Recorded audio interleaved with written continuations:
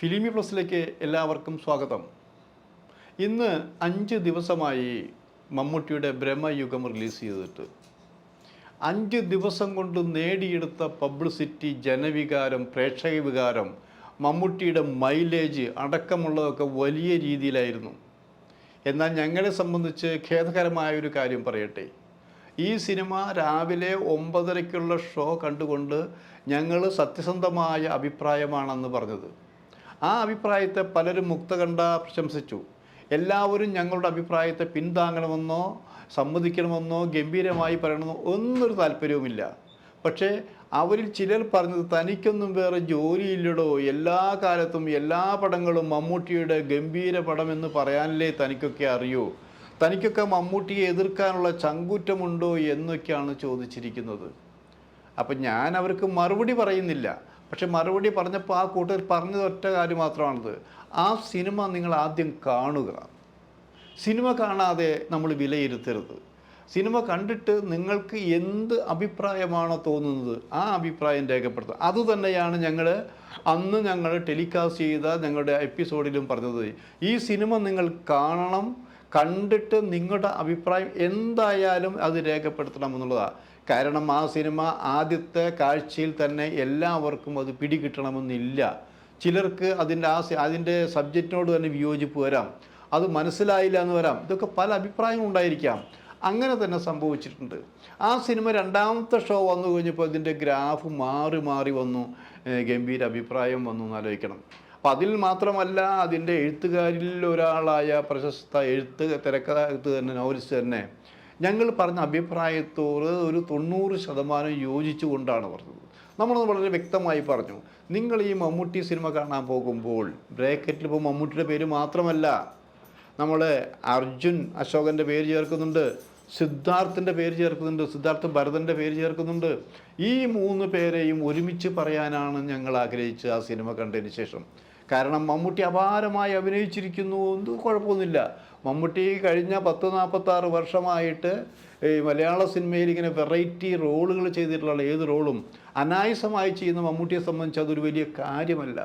അതേ സമയത്ത് മമ്മൂട്ടിയോടൊപ്പം നിന്നുകൊണ്ട് പുതിയ, അതായത് വലിയ അഭിനയമൊന്നും കാഴ്ചവെക്കാത്ത, അത്രയൊന്നും പേരെടുക്കാത്ത 2 ചെറുപ്പക്കാർ മമ്മൂട്ടിയോടൊപ്പം നിന്നുകൊണ്ട് മത്സരിച്ച് ജയിച്ചു എന്നുള്ളത് അതൊരു ചെറിയ കാര്യമല്ല. ഈ സിനിമ കണ്ടിറങ്ങുന്നവരുടെ മനസ്സിൽ മമ്മൂട്ടിയെ മാറ്റി നിർത്തിയാൽ പിന്നെ അർജുൻ അശോകനും സിദ്ധാർത്ഥ ഭരതനും മാത്രമേ ഉള്ളൂ എന്നുള്ളതാണ്. യാതൊരു ഗ്ലാമറും ഇല്ലാത്തൊരു സിനിമ, ഗ്ലാമറൈസ് ചെയ്യാത്ത കഥാപാത്രങ്ങൾ, വേഷഭൂഷാദികളിൽ പോലും മാറ്റമില്ല. ഒരു തോർത്തുമുണ്ട്, ഒരു ലുങ്കി, ഒരു ഷർട്ട്, ഇങ്ങനെ ചില കാര്യങ്ങൾ മാത്രമേ അതിലുള്ളൂ എന്നാലോചിക്കണം. അതും ബ്ലാക്ക് ആൻഡ് വൈറ്റിൽ നിന്നാലോചിക്കണം. ആ സിനിമ 2.5 മണിക്കൂറിൽ താഴെ പ്രേക്ഷകരെ ഇരുത്തി ചിന്തിപ്പിക്കാൻ, ആകാംക്ഷയോടെ ഇരുത്താനും ഇനി എന്ത് സംഭവിക്കും എന്ന് പറയാനുള്ള ആകാംക്ഷ ഇരുത്താനും കഴിഞ്ഞു എന്നുള്ളത് ചെറിയ കാര്യമല്ല. അപ്പോൾ ആ സിനിമ കണ്ടുവന്ന ഞാൻ എൻ്റെ അടുത്ത ചില സുഹൃത്തുക്കളെ ഞാൻ വിളിച്ചു വെച്ചു, നിങ്ങൾ ആ സിനിമ കണ്ടു. അപ്പോൾ 2 അഭിപ്രായം. എന്തു സിനിമയാണോ ഇത്? നിങ്ങളിപ്പോൾ വലിയ ഞാൻ സിനിമ കാണാൻ നിങ്ങളുടെ അഭിപ്രായം കേട്ടോ, ഇതൊരു മഹത്തരമായ സിനിമയാണോ, അങ്ങനെയാണോ, ഇങ്ങനെയാണ്, ഇത് ഒരു യൂണിവേഴ്സൽ സബ്ജക്റ്റാണ്, അത് ഇന്ത്യയിലത്തെ ഭരണത്തിലെടുക്കാം, കേരളത്തെ ഭരണത്തിലെടുക്കാം, അല്ലെങ്കിൽ മറ്റു സംസ്ഥാനം എടുക്കാം, അല്ലെങ്കിൽ ലോകത്തിൻ്റെ ഭരണാധികാരി എടുക്കാം, ഇങ്ങനെയൊക്കെ പറഞ്ഞ് കേട്ടപ്പോഴാണ് നിങ്ങൾ കാണാൻ പോയത്. സത്യം പറയാൻ എങ്ങൾക്കൊന്നും മനസ്സിലായില്ല. ഞാനും എൻ്റെ ഭാര്യയും ഇത് കണ്ട് പകുതിയായപ്പോൾ എണീറ്റ് പോരാൻ തോന്നി എന്നുള്ളതാണ് സത്യം. അപ്പോൾ ഞാൻ പോരാൻ തോന്നിയിട്ട് നിങ്ങൾ എണീറ്റ് പോന്നോ? ഇല്ല, സെക്കൻഡ് ഹാഫ് ഞങ്ങൾ അതിഗംഭീരമാക്കി എഴുത്തു എന്നാണ് പറഞ്ഞത്. അപ്പോൾ അവർ പറഞ്ഞതിലൊരു കാര്യം, അവരെ പോലെ പലരും പറഞ്ഞിട്ടുണ്ട്, ഈ സിനിമ ഞങ്ങൾക്ക് വേണ്ട രീതിയിൽ ഉൾക്കൊള്ളാൻ കഴിഞ്ഞിട്ടില്ല.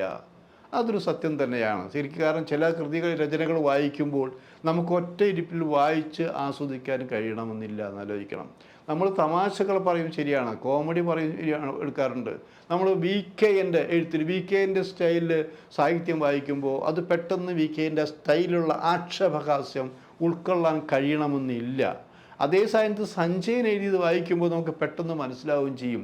അതല്ലെങ്കിൽ വേളൂർ കൃഷ്ണൻകുട്ടി എഴുതുമ്പോൾ നമ്മളെന്താ മറ്റൊരു കാനം മുട്ടത്ത് വർക്കി സ്റ്റൈലിലാണ് വേളൂർ കൃഷ്ണൻകുട്ടി തമാശകൾ എഴുതിയെന്നാലോചിക്കണം. അപ്പം അങ്ങനെ ഒരേ നിലവാരത്തിലല്ല, വ്യത്യസ്ത നിലവാരത്തിലുള്ള രചനകൾ സിനിമകൾ നമുക്കിവിടെ വേണം. വർഷങ്ങൾക്ക് മുമ്പ് തന്നെ എടുക്കുക, കെ.പി. കുമാരൻ്റെ അതിഥി ഒക്കെ ഇറങ്ങിയിരുന്നൊരു കാലഘട്ടമുണ്ട്. ആ കാലഘട്ടത്തിൽ വളരെ വ്യക്തമായിട്ട് ചിലർക്ക് മനസ്സിലായിട്ടുണ്ട് ഈ സിനിമ നല്ലതാണ്, പി.ജി. ആൻ്റണിയും ഷീലൊക്കെ ഗംഭീരമായിട്ട് അഭിനയിച്ചിട്ടുണ്ട്, പക്ഷേ നമുക്കതങ്ങോട്ട് ദഹിക്കുന്നില്ല, മനസ്സിലാവുന്നില്ല എന്നുള്ളത്. മനസ്സിലായില്ലെങ്കിൽ നിങ്ങൾ വീണ്ടും കാണണം. എന്താണ് മനസ്സിലായില്ലായ്മ, എന്തിനെക്കുറിച്ച് ചിന്തിക്കുന്നത്? അപ്പോൾ അതുപോലൊരു വിമർശനമാണ് ഇവിടെ വന്നിരിക്കുന്നത്. ഇപ്പോൾ വീണ്ടും ചില ആൾക്കാർ ചോദിച്ചത്, നിങ്ങൾ മമ്മൂട്ടി ഇങ്ങനെ പൊക്കി പറഞ്ഞപ്പോൾ നിങ്ങളെന്താ മനോജ് കെ ജയനെ കുറിച്ച് ചിന്തിക്കാത്തത്? മനോജ് കെൻ എത്രയോ സിനിമകളിൽ അത് ഗംഭീരമായിട്ട് അഭിനയിച്ചിരിക്കുന്നു. നിങ്ങൾ ആലോചിക്കുക, വർഷങ്ങൾക്ക് മുമ്പ് മനോജ് കെൻ്റെ ഒരു സിനിമ ഇറങ്ങിയത് അനന്തഭദ്രം, കണ്ടിട്ടുണ്ടായിരിക്കില്ലോ, കണ്ടിട്ടില്ലേ, കാണണം. അതിൽ അനന്തഭദ്രത്തിൽ മനോജ് കെൻ്റെ റോള് നോക്കുക, എന്നിട്ട് ഈ പടത്തിൽ മമ്മൂട്ടി ചെയ്ത റോള് നോക്കുക. ആരാണ് മികച്ചു നിൽക്കുന്നത്, ആരാണ് മികച്ച നടൻ എന്ന് ചോദിച്ചവരുണ്ടെന്ന് ആലോചിക്കണം. അനന്തഭദ്രം അത് വേറൊരു സ്റ്റൈൽ സിനിമയാണ്. അനന്തഭദ്രത്തിൽ മനോജ് കെൻ മാത്രമല്ല, കലാഭവൻ മണി ഗംഭീരമായിട്ടില്ലേ, അതിൻ്റെ സംവിധാന ശൈലി ഇടയിട്ടില്ലേ, അത് വേറെ സ്റ്റൈലിലുള്ള സിനിമയാണ്. അതിന് രണ്ട് തലങ്ങളില്ല. അത് ഒരിക്കൽ കൂടി കാണണം, കണ്ട് മനസ്സിലാക്കണം നമുക്ക് തോന്നാൻ പറ്റില്ല. ഇതങ്ങനെയല്ല. ഇതിങ്ങനെ ലളിതമായിട്ടുള്ളൊരു സബ്ജക്റ്റ്, ലളിതമായിട്ട് ഇത് കഥ പറഞ്ഞു പോകുമ്പോൾ അത് തന്നെയാണ് അതിൻ്റെ തീമെന്ന് വിചാരിക്കാം. അതിന് വേറൊരു തലമുണ്ട് എന്ന് ആലോചിക്കണം. ഞങ്ങൾ അന്നും പറഞ്ഞു, ഇന്നും പറഞ്ഞെങ്ങനെയാണത്, അധികാരവും സന്തോഷവും എല്ലാം ജനങ്ങളിൽ നിന്ന് വിലയ്ക്ക് വാങ്ങി പിടിച്ചെടുത്തുകൊണ്ട് അതെല്ലാം സ്വന്തമാക്കി വെച്ച് ഇഷ്ടാനിഷ്ടങ്ങൾ ചെയ്യുന്ന, ജനങ്ങളുടെ താല്പര്യം നോക്കാതെ ഉള്ള ഏകാധിപതികൾ രാജ്യത്തുണ്ടായിട്ടുണ്ട്, ഇപ്പോഴും ഉണ്ടെന്നാണ്. അത്തരമുള്ള ഏകാധിപതികളാണ്. അങ്ങനെയുള്ള ഒരു ഏകാധിപതിയെയാണ് ഇതിലെ മമ്മൂട്ടിയുടെ കഥാപാത്രം അവതരിപ്പിക്കുന്നതാണ്. ഇവരുടെ മനയും ആ പഠിപ്പുരയും ഒക്കെ വെറും ഒരു മനയല്ല, ആ പഠിപ്പൊരു പടിയല്ല എന്ന് ആലോചിക്കണം. അതിനൊക്കെ ഡൈമെൻഷൻ വേറെയാണെന്ന്. അവിടെ ചെന്ന് പെടുമ്പോൾ തിരിച്ചു പോരാൻ പറ്റില്ല.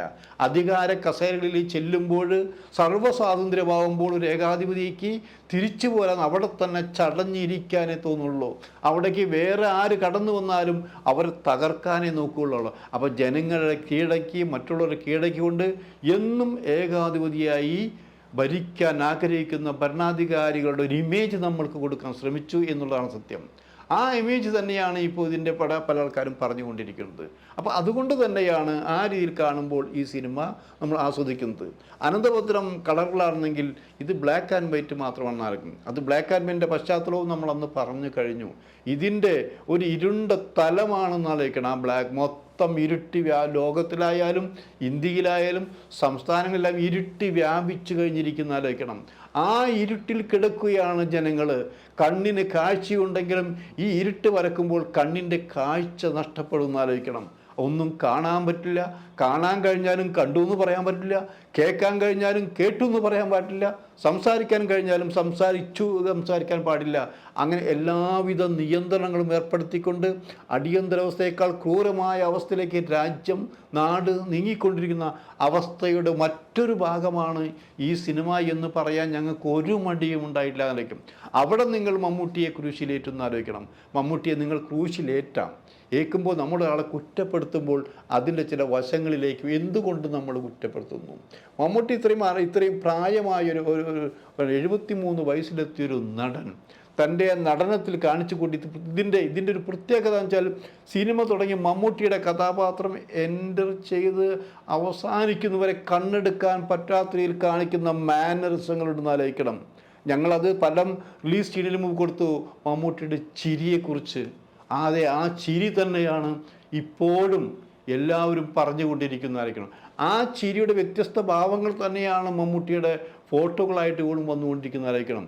നിങ്ങൾക്ക് വിമർശിക്കാം, അതിന് അവകാശമുണ്ട്, അധികാരമുണ്ട്. അതിന് ആദ്യം ചെയ്യേണ്ടത് നിങ്ങൾ ആ സിനിമ കാണണം. മുൻവിധി പാടില്ല. ഞാനൊരു സിനിമ കാണുന്നു, ആ സിനിമ കാണുമ്പോഴാണ് അതിൽ എന്ത് ചെയ്യണം തീരുമാനിക്കേണ്ടത്. ആ രീതിയിലേക്കുള്ള വിമർശനങ്ങൾ വരട്ടെ. മമ്മൂട്ടിയെ മാത്രമല്ല ആരെ വേണമെങ്കിൽ നിങ്ങൾ വിമർശിക്കാം, ഞങ്ങളെയും വിമർശിക്കാം, ഞങ്ങളെയും തെറി പറയാം. അതിനൊക്കെ ഒരു സത്യസന്ധത വേണമെന്ന് മാത്രം. പക്ഷേ ഇവിടെ മമ്മൂട്ടി കാണുന്നത് എന്താ? മമ്മൂട്ടി ഒന്നും കൂസാതെ മുന്നോട്ട് പോയിക്കൊണ്ടിരിക്കുകയാണെന്ന് ആലോചിക്കണം.